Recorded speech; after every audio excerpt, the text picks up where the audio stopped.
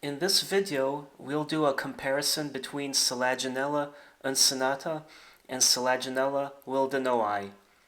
Before we begin, please hit that subscribe button to stay up to date on my upcoming videos. Now let's begin. Selaginella Uncinata and Selaginella Willdenowii are two iridescent Selaginellas that we know about. Consequently, it is easy to confuse the two varieties. Case in point is how I saw a Selaginella Uncinata labeled as Selaginella Willdenowii at a local nursery garden center. While sometimes plant labels can get mixed up, it is vital for one to know the details which help identify individual varieties to help keep them straight. Selaginella Uncinata and Selaginella Willdenowii are quite similar but easy to distinguish between the two. Selaginella Uncinata goes by common names of blue spike moss and peacock moss. Selaginella Willdenowii is known as peacock fern or Willdenow's spike moss after German naturalist Carl Ludwig von Willdenouw. While Selaginella Uncinata is quite common in cultivation compared to Selaginella Willdenowii, it hails from only two countries, China and Vietnam. Selaginella Willdenowii, on the other hand, is naturally found in the Andaman Islands, Cambodia, China, Java, Laos, Malaysia, Myanmar, Sulawesi, Sumatra, Thailand, and Vietnam. Now, with regards to the Andaman Islands, I recommend researching North Sentinel Island.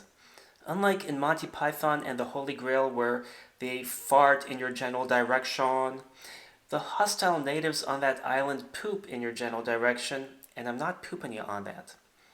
Both Selaginellas have been naturalized in various places. Selaginella Uncinata can be found in India, Japan, Philippines, Taiwan, and the United States, notably in Alabama, Florida, Georgia, Louisiana, and Mississippi. It is a USDA hardy plant down to zone 6. Selaginella Willdenowii is a more tropical plant and naturalized in Queensland, Australia, Colombia, Jamaica, Panama, Puerto Rico, and in the USA only in the state of Florida. Now let's look at the specifications for Selaginella Uncinata and Selaginella Willdenowii.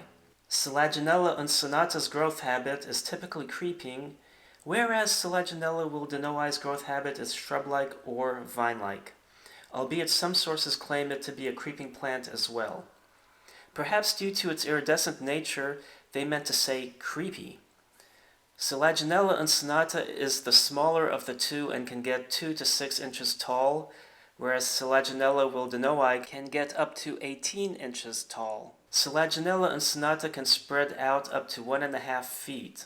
Selaginella Willdenowii can spread out to 1 foot or more. Selaginella Uncinata has smaller leaves than Selaginella Willdenowii, ranging between 1 mm and 2.4 mm long. Its smaller inner leaves are roughly about 0.8 mm long. Selaginella Willdenowii has larger leaves up to 4 mm long, but its inner leaves are only up to 2.5 mm in size. The inner leaves on my plant, however, are nowhere near 2.5 mm long. I did not find much information for Selaginella Uncinata regarding the length of its branches, but based on my estimates, they can get up to 4 inches long. Selaginella Willdenowie's branches can get up to 6 inches long. Selaginella Uncinata enjoys bright filtered light to partial shade, but can tolerate lower light levels. Selaginella Willdenowii also enjoys bright filtered light to partial shade and can tolerate lower light levels. Selaginella Uncinata enjoys a growing temperature between 55 and 80 degrees Fahrenheit, but it is cold hardy down to zone 6. Selaginella Willdenowii, however, is more tropical and optimally grows between 65 degrees Fahrenheit and 95 degrees Fahrenheit. As far as watering goes, water Selaginella Uncinata frequently and keep the soil evenly moist. Selaginella Willdenowii also needs to be watered frequently and the soil kept evenly moist.